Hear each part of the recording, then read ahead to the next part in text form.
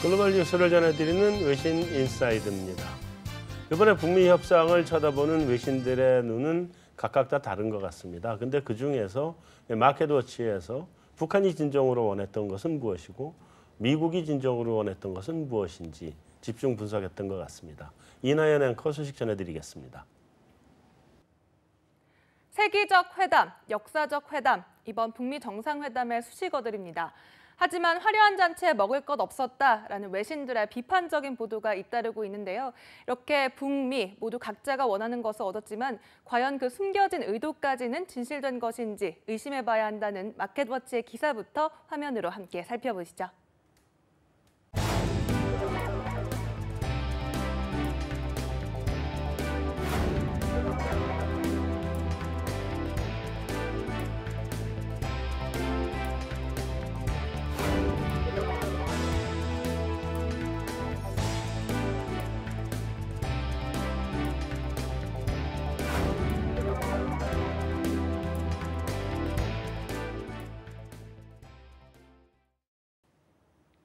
북한은 수년간 개발해온 핵 프로그램을 쉽게 포기하지 않을 것이고 미국 역시 동북아 지역에서 군사 감축을 쉽게 하지 않을 것이다.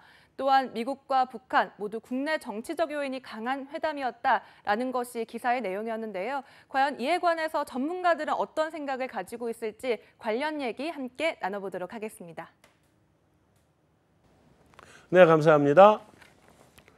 자, 문 센터장님, 뭐 기사 내용상으로 뭐 핵이나 군사감 군축 안 한다 뭐 이런 얘기도 있고 뭐 그런 얘기 나오는데 어떻게 북미 간에 어떻게 봐요? 그러니까 지금 이제 앞서도 제가 말씀을 드렸습니다만 북한이 당초 이번 협상에 임할 때 북한의 일방적인 비핵화, 미국이 원하는 그런 비핵화보다는 자기들은 이미 핵 무력을 완성을 했고 국제사회의 당당한 핵 보유국이다. 따라서 미국과 대등한 위치에서 이제는 핵 군축 협상이다라고 얘기를 하고 있거든요. 네. 그동안 해왔고 그렇기 때문에 김정은 위원장이 완전한 비핵화의 의지가 있다라고 트럼프 대통령에게 얘기를 했고 트럼프 대통령은 그걸 믿는다고 얘기를 했지만 네. 과연 그것을 행동으로 옮겨줄 것인가 하는 부분에 대해서는 아직까지는 우리가 신뢰하기가 어렵습니다. 그래서 앞으로 초기 단계 협상에서 북한이 어떤 조치를 취할 것인가, 그리고 그 합의에 어떤 것들이 담겨지고 그것이 빠른 시간 내에 어떻게 이행될 것인가 하는 부분이 이제 실제 행동으로 이어질 것인가 하는 것을 결정할 수 있는데, 역시 그것과 함께 지금 오늘 기사에 보면 주한미군의 감축을 북한은 원하지만 미국은 하지 않을 것이다 라는 얘기거든요. 네. 역시 미국도 북한의 비핵화라고 하는 것이 확고한 목표이지만 북한의 비핵화와 주한미군은 별개의 문제다라고 하는 확고한 입장을 가지고 있기 때문에 결국 주한미군, 북한이 북한 핵 문제가 우리 한국을 향한 위협이 아니다라고 그런 강변을 하듯이 미국도 사실은 주한미군과 한미연합연습이 주둔하고 또 있었지만 북한을 공격한 적이 없거든요. 네. 그리고 주한미군은 역시 이제 앞으로 미북 관계가 개선이 되고 한번 더 남북 관계가 달라지더라도 주한미군은 북한을 향한 위협이 아니라 나름대로 미국의 전략적 그런 판단에 의해서 주둔한다라고 하는 생각이고, 또 우리도 주한미군을 줄이거나 빼는 거에 대해서 우리도 완강한 입장을 가지고 있기 때문에 네. 아마 이런 것들이 북한이 원하는 것 또는 미국이 원하는 것 그대로 이어지는데 상당히 어려움이 있을 것이다라고 하는 그런 기사라고 생각이 됩니다. 근데 실제로 어려울까요? 저는 어렵다고 봅니다. 수석님은 어떻게 가능할까요? 수석님의 의견은? 네, 지금 우리 문 센터장님이 소상하게 이제 말씀을 했기 때문에 네. 그렇게 더 많이 덧붙일 얘기는 좀 없습니다만은 네. 앞으로 지금 그 북한이 얻는 것 또 미국이 얻는 것이 이게 등가적이 될 것이냐. 네. 이니 어느 한쪽이 이제 이렇게 기울어지면은 거기서부터 이제 사단이 나고 예를 들면 그 협상이 중단될 수도 있고 하던 것이 이제 깨질 수도 있는데 이런 상황은 절대적으로 막아야 되겠다 이번에는. 네.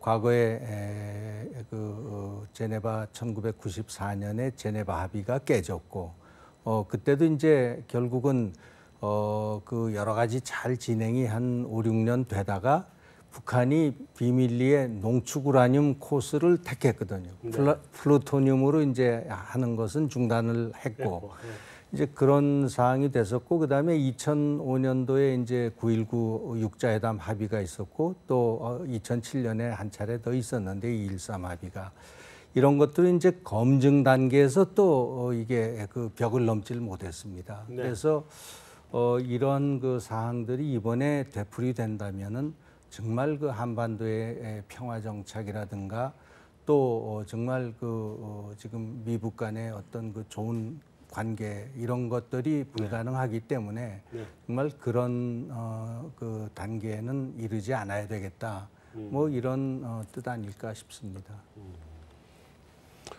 문 선생님 혹시 하나만 더 추가 보충 질문입니다. 북미 간의 얘기가 가다가 어그러졌을 때 그럼 북한에 대한 서지컬 스트라이크도 가능한가요?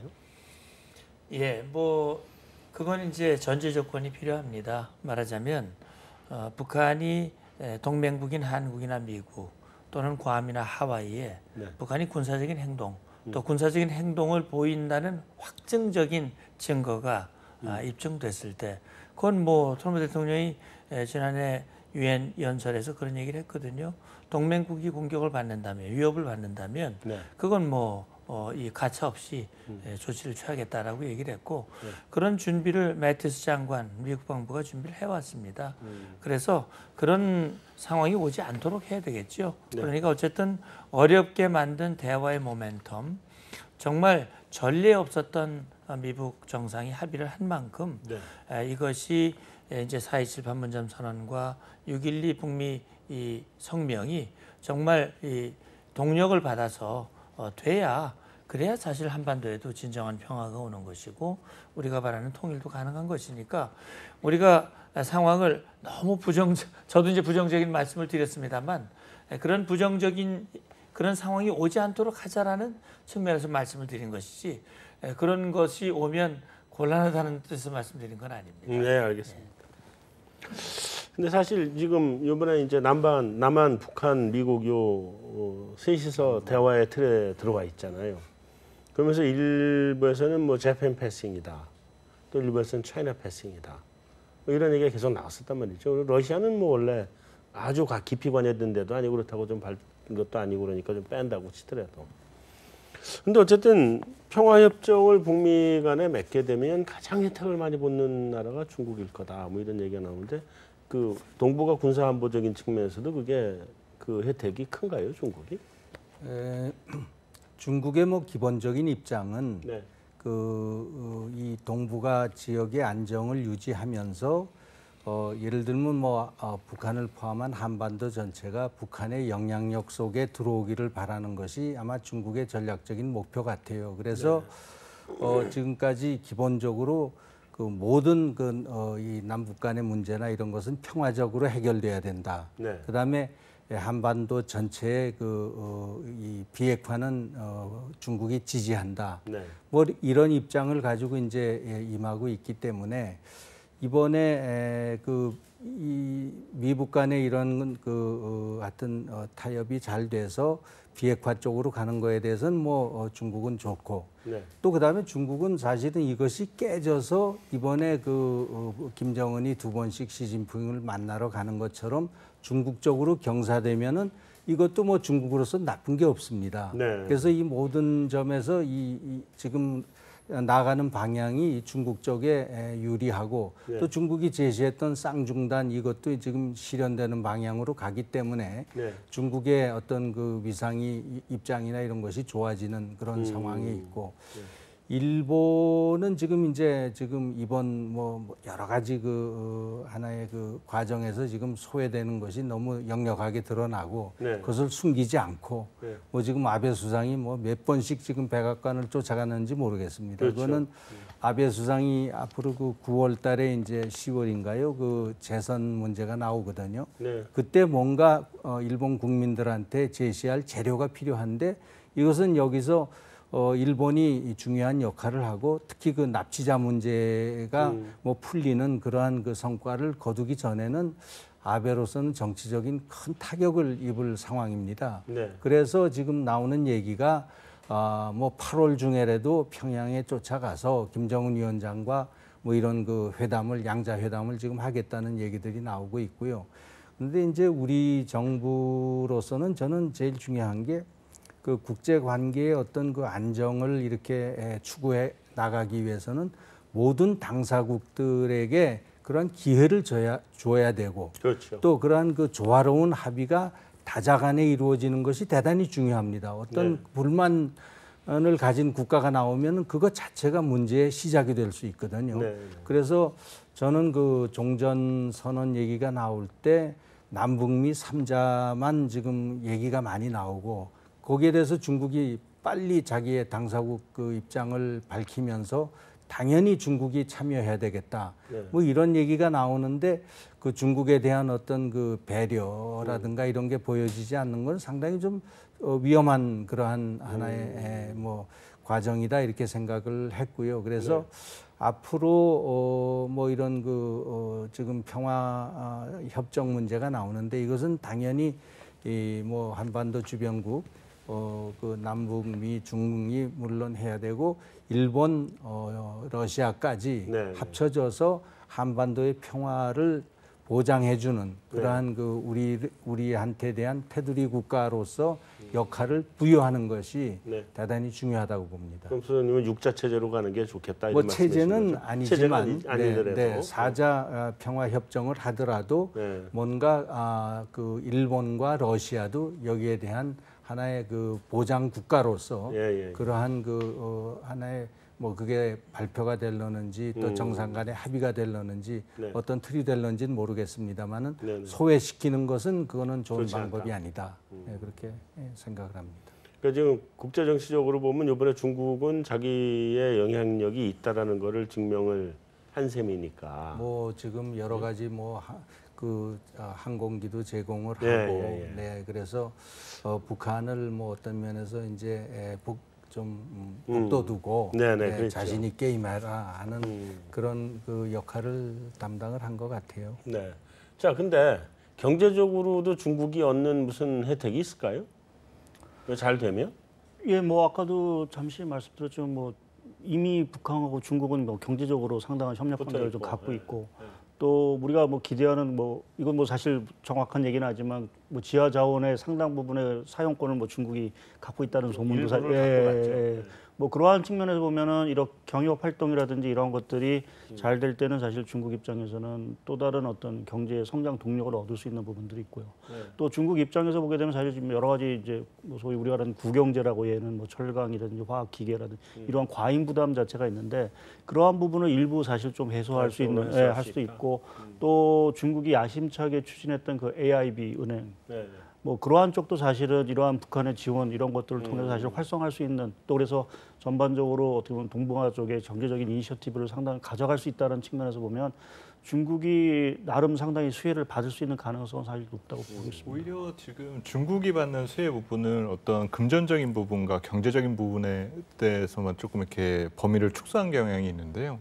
오히려 조금 범위를 조금 넓혀 보면 이번에 이런 북한에 대한 지원과 어떤 보이지 않는 어떤 이런 지원 등으로 인해서 그 시진핑 주석의 어떤 체제 홍보에 대한 효과가 분명히 강했습니다. 그래서 사실 그 시진핑 2기 정부가 구성되고 나면서 사실 올 3월달 전인대에서 이제 장기 집권이 가능해졌지 않습니까? 이제 그러면서 본인의 어떤 그 지금의 트럼프 대통령인 마냥 레거시를 남기기 위한 하나의 부분이 필요하고 국내 정치에서의 그렇습니다. 그러면서 그런 것들 그러기 위해서 이 북한이라는 나라가 이 자국의 어떤 개혁 개방 모형이라든지 시장 경제 도입에 대한 것들을 차용할 수만 있게 된다라면 지금 현재 가장 껄끄러웠었던 것 중에 하나는 이 베트남이라는 나라가 미국 모델을 따라가서 개혁 개방을 했었다는 거거든요. 결국 이 북한이라는 나라를 이 자국의 어떤 모델을 만들 수 있게 된다면 중국 내 체제 안정에는 상당히 더 홍보 효과를 가져다 줄 수가 있기 때문에 이번에 어떤 변화되는 과정이 중국에 가져다는 어떤 그 다른 이면의 의미도 있다라고 저희는 생각이 듭니다. 자, 뭐 또 글로벌 시장에서 G10 국가들 뭐 일부 국가들의 GDP 대비 부채 비율 우려하는 면도 있고 뭐 이래서 뭐 시장 붕괴 가능성 뭐 이런 것도 보고 있던데 어떻게 보세요? 뭐 최근에 대표적으로 뭐 이탈리아가 다시 좀 불안한 모습을 보이면서 다시 뭐 유럽 재정 특히 이제 뭐 우리가 PIG 국가라고 얘기했던 것들이 네. 다시 조금 이제 우려에 대한 목소리가 사실 커진 부분들이 있는데 사실 우리도 부채 예, 뭐 사실 거기에 뭐 지금 G10뿐만 아니라 사실은 더 문제가 되는 건 뭐 최근에 불안한 이머징 자체가 사실은 더 문제가 될 수 있는 부분들이 좀 있는 것 같습니다. 그래서 네. 미국의 금리 인상 사이클이라든지 이런 것들이 사실 우리가 자꾸만 미국의 금리 인상 사이클이 좀 빨라지고 이제 속도감이 붙는 거에 두려워하는 거는 사실 이런 부채 리스크 자체가 여전히 전 세계적으로 봤을 때 지금 사상 최고의 지금 부채 규모를 갖고 있으니까 뭐 G10뿐만 아니라 전반적인 글로벌 시장에는 상당히 좀 계속 위험 요인인 건 분명합니다. 근데 다만 이제 이게 조만간 이제 어떻게 현실화될 거냐라는 부분에서 하나 이제 두 가지 관점에서 본다면 하나 금리 수준 자체가 과거 이제 유럽 재정 위기가 터질 당시보다는 거의 아직 이탈리아 기준으로 보면 절반 수준 정도밖에 안 되는 부분들이 있고 네. 또 하나 중요한 거는 최근에 뭐 달러가 강세가 됐지만 달러가 아직은 그래도 뭐 하반기에 대해서 사실 논란 부분들이 있긴 하지만 그렇게 초강세를 보이는 부분은 사실은 아닌 것 같습니다. 그래서 그러한 것들이 조금은 좀 완충적인 역할을 하지 않을까라는 쪽에서 당장은 뭐 문제가 있긴 하지만 이것이 금융시장 자체를 완전히 이제 다시 한번 위기로 몰고 가는 이러한 거는 단기간에 좀 가능성이 낮아 보이지 않을까 좀 생각을 하고 있습니다. 자, 문 선생님. 예. 김정은 위원장이 행보가 뭐 사실은 올해 신년사 할 때 우리 핵무력 완성했다 선언했을 때 아 이제 나오겠구나 하는 예상을 좀 하긴 했었는데 그럼에도 불구하고 다들 반신반의했던 거 아닌가요? 네. 근데 지금 나왔단 말이에요. 나와가지고 그것도 굉장히 지금 파격적인 행보를 자기 아버지하고는 또 다른 행보를 지금 보이는 거잖아요. 이게 보이는데 세계 국가들은 이거를 지금 어떤 관점에서 지금 보고 있는 건가요? 정말 믿나요? 예, 지금 일단 뭐 트럼프 대통령이 믿는다고 얘기를 했으니까 그거는 협상 당사자하고 도장 찍었으니까 얘기할 예. 수 없죠. 아마 실제 보면 이번 뭐 정상회담에 대해서 상당히 많은 나라들이 뭐 지지한다, 긍정적으로 평가한다, 뭐 이렇게들 얘기를 하고 있습니다. 그리고 김정은 위원장이 이제 본인이 공언했듯이 이제는 경제 발전에 집중하고 네. 경제 발전에 집중하기 위해서 국제사회와의 협력을 강화시켜 나가겠다. 본인이 공언을 하고 한 달여 만에 드디어 세계 최고의 지도자인 트럼프 대통령과 어깨를 나란히 했거든요. 그래서 제가 볼 때는 이제 6.12 북미 정상회담 합의가 정상적으로 이행이 되고 정말 김정은 위원장이 말했듯이 중대한 변화를 보게 될 것이다. 라고 얘기를 했는데 그 중대한 변화 사실은 트럼프 대통령을 만나고 시진핑을 만나고 시진핑 만난 것도 거의 7년 만에 만난 거거든요. 네. 최근에 2번 연달아 만났고 문재인 대통령과 2번 연달아 만났고 만났죠.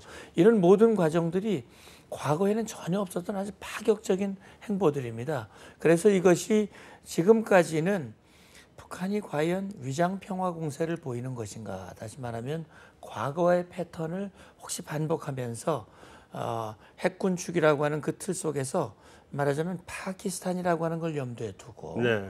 핵은 가지고 있는 핵보유국으로서 뭔가 제재는 해제받고 네. 그걸 기정사실화 길게 끌고 가면 결국 제재 종목도 떨어지고 네. 결국 핵은 가지되 그걸 위협만 하지 않고 그걸 늘리지 않고 확산만 안 시킨다면 그래 됐어 그걸 염두에 혹시 두고 있는 것이 아닌가. 원래 걱정이 그거 걱정이었어요. 예, 그러죠. 그러니까 지금으로서는 김정은 위원장이 경제 발전을 위해서 정말 당면한 정권과 체제 안정을 위해서 빨리 조치할 것이다라고 하는 그런 믿음도 가지고 있지만 김정은은 다를 거야. 그런 믿음도 있지만은 아니야. 그걸 그 어렵게 그 좀 천신만고 끝에 얻은 그 핵무기를 어떻게 다 내놓겠어?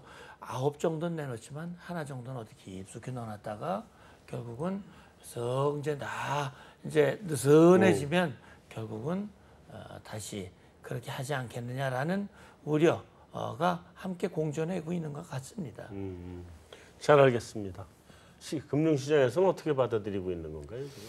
뭐 지금 바라봐야 될 관점은 이것이 단기간 내에 끝나지 않는다라는 것을 먼저 전제해야 될 것 같아요. 너무 오래 걸리겠죠. 그렇습니다. 그러면 문제는 그 현재 김정은 위원장 같은 경우는 독재 체제에 있지 않습니까? 네. 결국 이분은 자기가 뭐 말 그대로 이제 수명을 다할 때까지도 계속 나라를 지도할 수 있는 위치에 있고, 문제는 지금 회담에 나선 분들의 경우는 임기가 제한되어 있다는 거죠. 네. 결국 서로 호흡이 다를 때 발생되는 어떤 문제점 등은 금융시장이 제일 싫어하는 겁니다. 네. 결국 뭔가 예상치 않은 변수의 등장과 어그러짐 등이 금융시장에 균열을 가져오게 되는 현상 등인 거기 때문에 아까도 잠깐 뭐 국가신용등급 얘기가 언급되었었지만 이번 사안이 저는 개인적으로 국가신용등급에 절대 영향을 주지 않았으면 좋겠습니다.